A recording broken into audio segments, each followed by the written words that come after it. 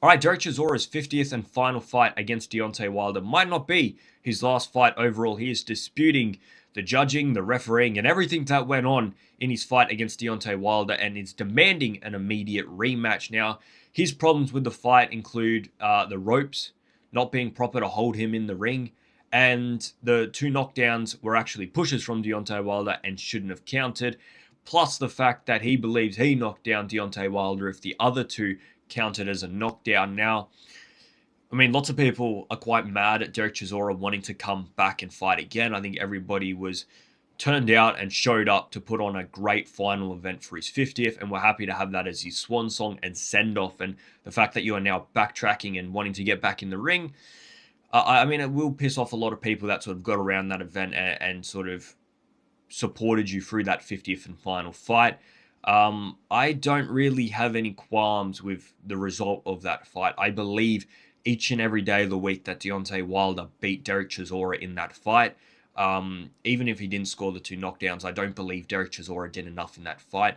I think the fact that you were falling through the rings kind of falls on you as well. Yeah, the rings need to be stronger to hold you in there. I get that.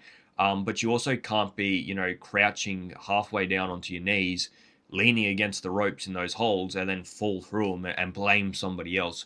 You can't put yourself in that position. You're a very big guy. These things are going to happen. We've seen in plenty of fights people falling through the rings. So I think Derek Chisora, move on. I know the result didn't go your way, and it's going to be a hard thing to live with when you're 50th and final fight that you were hoping to get such a big win on it and end your career on such a high. Doesn't go the way you want, but I'm not convinced if Derek Chisora came back, he'd beat Deontay Wilder anyway.